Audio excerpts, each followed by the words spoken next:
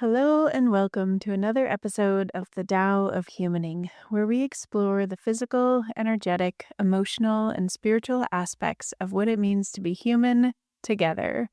I'm your host, Dr. Christine, and I'm so thrilled you've decided to join me for today's conversation.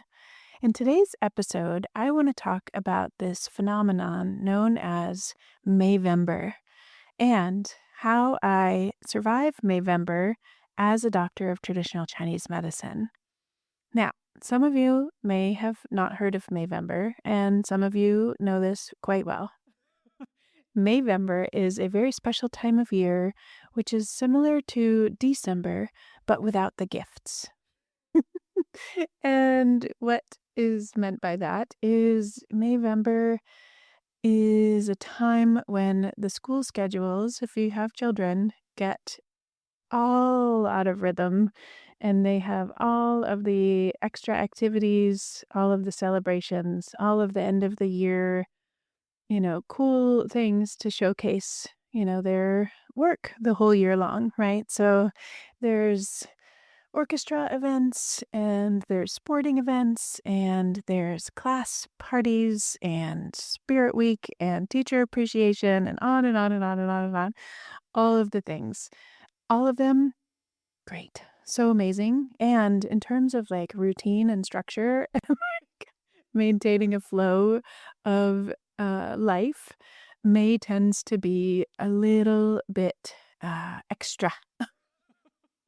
I was laughing. I actually went to pick up our son from a friend's house the other night, and I saw um, two other parents there, and they were unfamiliar with the term Mayvember, but as soon as I explained what it was, they were like, "Oh yeah, totally."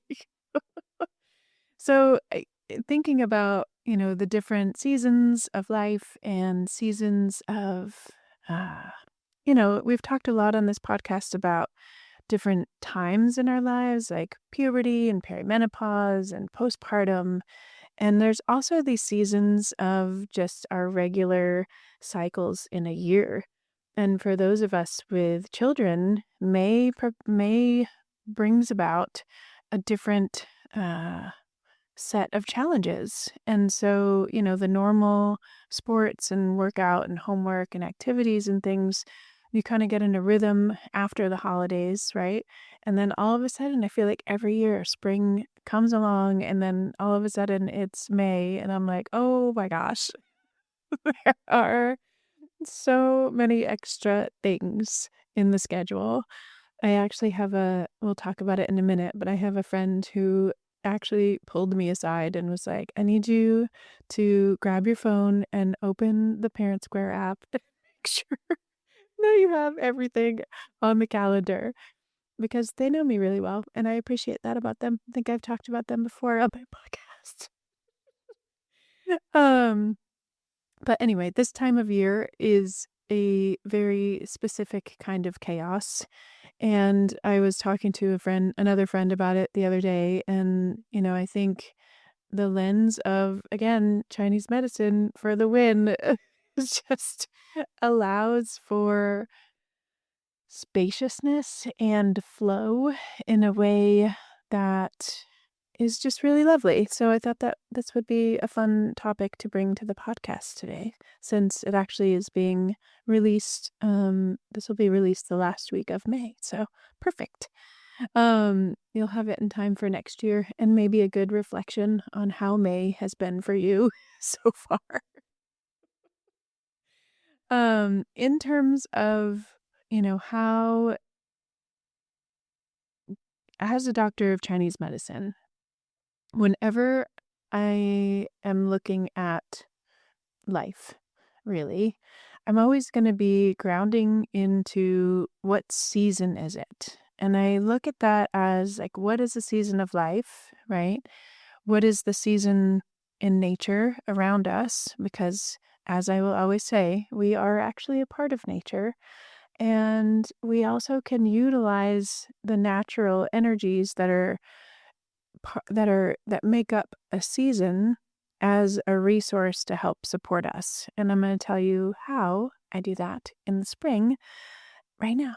So embracing the season that we're in. So the season is spring, and spring is associated with the wood element. And the wood element has a lot to do with movement and flow, has a lot to do with clarity, new beginnings. It is the quintessential like springtime energy and expansion, things like that, right? There's a lot of activity in spring naturally, right? So it makes sense that we would also have these things showing up in our school schedules and whatnot, right? The goal here is not to stop the flow or stop the momentum or stop the movement. The goal is actually to create some flow within the movement so that the movement can occur naturally unimpeded. So a lot of that, it can look different ways for different people. When it comes to like looking at a springtime schedule as an example of this, for me, springtime means that I am extra diligent in my movement. So making sure that I make it to my gym class that I really love. And when I can't make it there, finding other ways to move my energy naturally. So that gives everything a chance to kind of catch into the flow. Does that make sense? It's like we want to keep it moving smoothly, remembering that we are part of nature, right?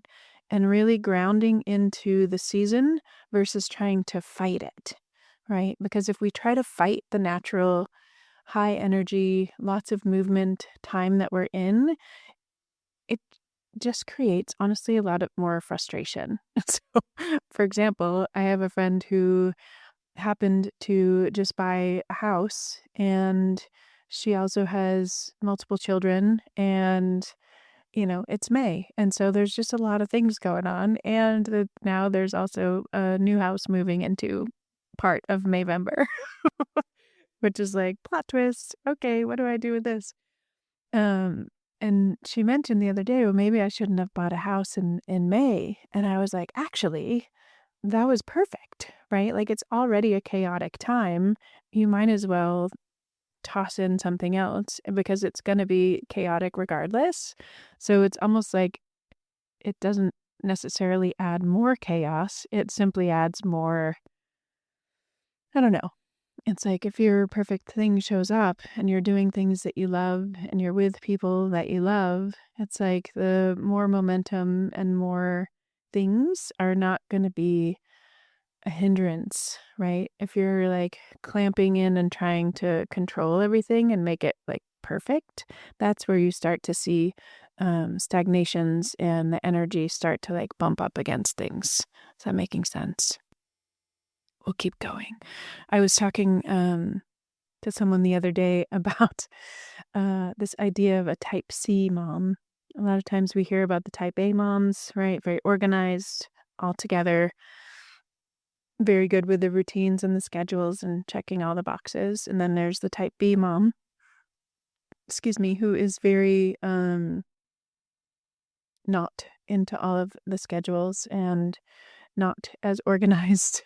And I used to think that I was a type B mom. And what I've learned over the years is that I'm actually kind of a type C mom, which is a blend of the two. And it is, sort of depends on the topic or the category of thing, what shows up, whether it's type A or type B. But in general, over the years, I've really leaned into this idea of the seasonality of things. And so from that, I have developed a skill of being able to surrender into the chaos a bit. And what that looks like for me is, taking a night off from all the things if I need it or if our child needs it, right? Like, okay, we need a reset, right? And that might look like relaxing together, watching a movie instead of going to all the things and doing the dishes and just letting those things be because it turns out they don't go anywhere and that they're still there to be done the next day. It's great. But being able to see what's needed is such a aspect of this that I think really lends, I don't know, there's almost like a protective quality to self-awareness and also creativity, I would say. So the more that you understand yourself and the more that you understand your family members, right, the more that you're going to be able to see when things are going out of balance and when things are needing a shift and a change, right? Which is also something that springtime is really great for, is actually that new beginning and change. There's a lot of capacity in that time. So having this idea of noticing when we're depleted, right? And noticing, we've talked about this a lot in the podcast, like noticing when you need rest and noticing when you need movement. And in springtime, especially, this becomes really important because the tendency when we feel overwhelmed or there's like a lot of things going on, a lot of times we'll have this tendency to be like, oh, I need to stop doing the things. I need to like stop and rest, right? When actually you might need to have some kind of a dedicated movement or some kind of a boundary around the chaos, right? To be able to contain it. And I think you know, remembering to have those check-ins, right? Again, this is going to be something that we come back to again and again here, but having those check-ins for yourself first, especially if you're listening and you're a mom, right? I mean, it's the same thing as the air in an airplane, right? You put on your own mask first. Same thing, right? Noticing if you need rest or you need movement. Like there's been, yeah, lots of times where I will be like, oh, okay, this is actually what I need. I need to go move my body. And so everything else needs to wait. And then after I move my body, turns out I have a lot more energy and I'm a lot more resourceful and able to do and, kind of manage all of the other things, right? That like keep the schedule moving and keep the house moving and whatnot, right? But being able to see that and then really grounding into the body in the simplest ways, right? Like movement, we've talked about, sleep. So some phases of life are going to be easier to do this than others, but leaning into when you need a little more sleep or when you might need a little less sleep and having that awareness, right? And then making sure that you are drinking water and feeding yourself, right? Like what are the nutrients that you're taking into your body? I was just talking about this in my women's group on Mondays, actually today, about how the stomach in Chinese medicine relates to, not only what we take in for what we call postnatal qi, which is our food and our drinks, right? What we take into our body that goes to the stomach. It also relates with everything that we take in through the sense organs. So everything that we're taking in through our eyes, everything that we're taking in through our ears, and I would also add everything that we take in through our fields, right? And so that translates into real life in terms of who are the people that we are around? What are we being nourished? Who are we being nourished by, right? And then what are we taking in terms of podcasts? If you're listening to this one, yay. Hopefully this is an inspiring space for you. But what are you taking in terms of your media, in terms of your movies? Like, what are you actually watching and paying attention to, right? Because there's a saying that, like, where your energy goes, where your intention goes, that's where your energy is going to flow, right? So if you're always consuming information that is hard or negative, that's going to create stagnations in your body, right? We talked about this a couple of episodes ago, where, the nervous system doesn't necessarily always differentiate between what it's seeing on the news and an actual real threat to your person, right? So being mindful of those pieces is so important, especially when life is busier, right? So sometimes it's simply a matter of making sure that we're having those inspirational aspects to our day-to-day life. And also having a bit of humor can also be really helpful, especially as we're moving into summer and having that joy aspect, which is a summer emotion, we'll do a whole episode on the emotions in Chinese medicine. It's super fascinating in the seasonality of things. But being able to have joy and laughter as a support, as like a conscious support for your well-being in Mayvember is so great. Because if you're able to laugh at kind of the ridiculousness of the schedules, um, it makes a huge difference in terms of your energy because you're opening, like, right? Like you're if you think about your posture, if you're laughing, your chest is open, right? Your arms are back. You're like, ha, ha, ha, ha, ha, right? Your jaw is open and relaxed. There's flow and movement in your body, right? Whereas if you're like, oh my God, like overwhelmed and stressed, there's a collapsing of the physical structure, right? So even just laughing, watching a movie that you find funny or talking to someone that you enjoy the similar humor with, right? That actually creates the state in your body to be able to have more flow and ease, even in Mayvember.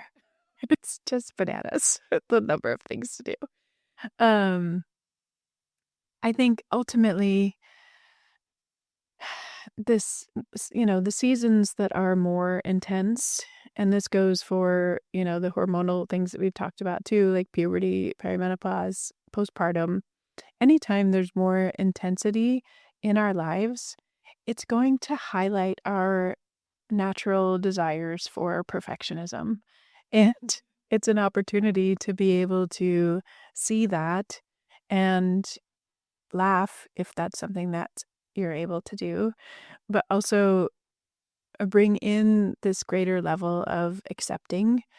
And, life isn't meant to be perfection at all, I would argue. It's meant to be a little chaotic, and being able to have humor and have flow and have things that are nourishing you along with the chaos allows for that flow and that openness so that as we're going through these more chaotic times, our energy is able to keep moving. And that's the goal in springtime. You want to be able to have the energy moving, even if it feels like a lot. It's okay, right? Because these seasons change. And I think that sometimes when we're in these moments of more intensity, we forget, right? Our humanness, we start to think of, oh my God, this is what it's going to be like forever. Make it stop. I just want something else to be happening, right? That's not what's happening. Mayvember is happening. We need to be able to cultivate this humor and this acceptance and this nourishing of ourselves aside from the chaos, or especially in the chaos, right? Maybe you might even get to a place where you feel nourished by the chaos. And that's like a next level, right? Being able to take all of that extra energy, right? And utilize that as a resource in your life too. I actually believe that that's completely possible and fun. I have a teacher or have had a teacher who would say the intensity of life is a gift. And I found that to be repeatedly true, right? Where like it is those more intense moments in life that we remember and that can really shape us. And if we pause long enough, even if it's while while you're in the shower or while you're in car line or while you're grocery shopping, right? Having those moments to interject a bit of a check-in for yourself and to be able to be like, hey, like, am I actually doing the things that will keep my energy open and flowing in this more intense time? Right? It doesn't mean you need to have like a spa weekend every weekend. Like, that sounds lovely, sure. But we need to work with the parameters of reality here and what our daily lives are like. And bringing all of these practices back into our daily life is really where we're actually able to make a lot of spiritual growth, like emotional spiritual growth happens in these day-to-day moments.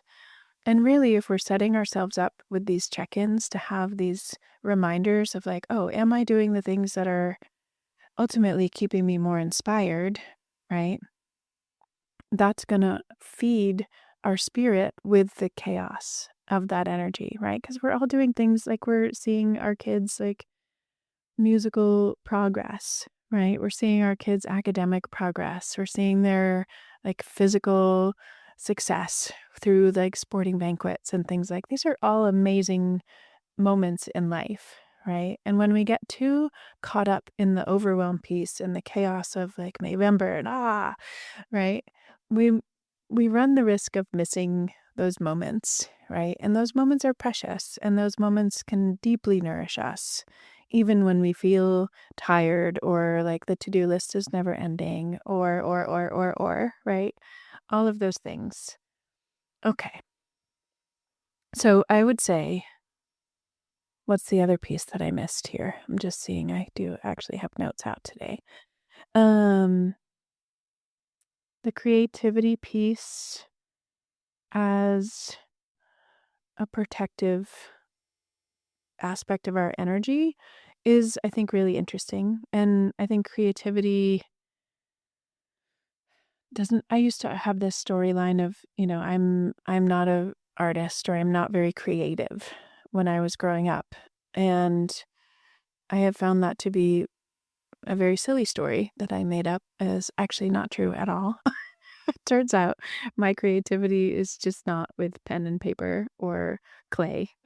Like I was imagining an artist to be, right? My creativity comes through creation and, course design or like creating podcasts or clinical work, right? I picked a profession where my medicine is both art and science. And I love that, right? Like I get to be creative all of the time. And that creativity, I think I'm pointing that out today as part of this Mayvember conversation because that creativity, I think, really helps to bring that inspiration. And I think creativity and inspiration are really closely tied together. Maybe that's another conversation, but asking yourself, where do I feel creative? And how might I bring more creativity to my day to day? And that could be something that you do as a solo source of nourishment, like something that you go and you do by yourself, like journaling, writing, making music, singing, creating, whatever, right? Food, you could be like a creativity person in the kitchen, right? It can be anything. But asking yourself where you're feeling that draw right now and where could you find a little bit more. And this could also be something that your kids also enjoy too. So it doesn't have to be something that you step away from the family to do. It could be. So bringing in that creativity piece. And I think ultimately that creativity is allowing that, again, that life force, that chi, that energy to move through us. And the more that we create moments for that energy to move through us, the more easily we navigate these big moments in life of, chaos and busy schedules and change and transformation and all of these things that go on in life, right? Having that resource of creativity as a practice for allowing that energy to flow through us is so valuable. So I wanted to make sure I shared that with you today.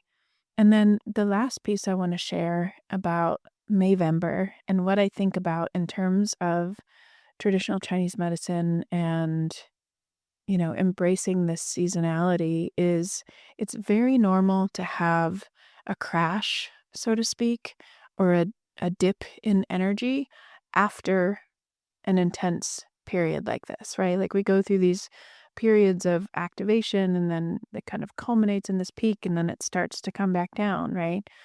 It's normal to need a little bit more rest after. So if you experience that, that is normal and actually encouraged where you can find those more moments of rest. And resting is a verb. I will keep saying this over and over again. Resting is a verb. So resting might include an activity. You might find restfulness in your evening walks after dinner, right? you may find restfulness really anywhere, I would argue. We can find restfulness in activity. That's maybe another podcast episode and maybe a class because it has taken a bit of skill building, but it is a skill that we can build to be feeling nourished ultimately by life. And that includes the fullness and chaos of life too. So knowing that there's time for regrouping. In Chinese medicine, we look at a return to earth after each season. So usually in the first part of June, I will do maybe like a dedicated sit down where I look at the last few months and then I look at, okay, what was nourishing about this? What was beneficial? What was useful? What was hard? How did I like where I showed up? What did I not like? And then looking ahead, we did a podcast episode about this too, and I'm forgetting the name of it, but I'll connect it down below in the notes if you want to go back and listen to that one, because it's a really helpful practice. And then looking forward into the next season. So we're this time looking into summer. And what does our summer look like? And what things are showing up? And what do we want more of? What do we want less of? Right. Again, where do we want to direct our attention? And in that, what do we want more? What do we want more inspirationally? That's not really a word. What do we want? How do we want to be more inspired, right? In this next 2.5 months, 3 months, right? Short chunks. And it might just be like you want to add a little bit more creativity. Like, oh gosh, I hadn't thought about like adding in some creative time like once a week. It doesn't have to be every day. It can be a little bit. And then building from there, once you start to see that value and that openness that comes when we're creative, right? It naturally is going to want to have more of that. Does that make sense? So if you're in the tail end, if you're listening to this when it's released, we are in the tail end of Mayvember. So it's a great time to look back and be like, okay, wow, that was wild and amazing, right? Like looking at what was wild and what was amazing. And then actually scheduling in to your calendar some time for the regrouping that comes after these more intense moments. So as we're shifting into summer, right, we start to lose a bit of the schedules. People are traveling, people are doing camps, like the kids. It's just a different kind of routine in the summertime. Oftentimes there's not a lot of routine, right? So what are you going to be using as inspiration in these next few months, right? Okay. These are my thoughts. I would love to hear how Mayvember is for you. If you want to leave a comment or send me a message, I see all the things. And if you would like to subscribe, if you're not already, to get notified when new episodes drop. And if you found this useful, please share with another person who might benefit. That really helps get this little podcast out to more people who would benefit. So thank you for being here, and I will see you next time.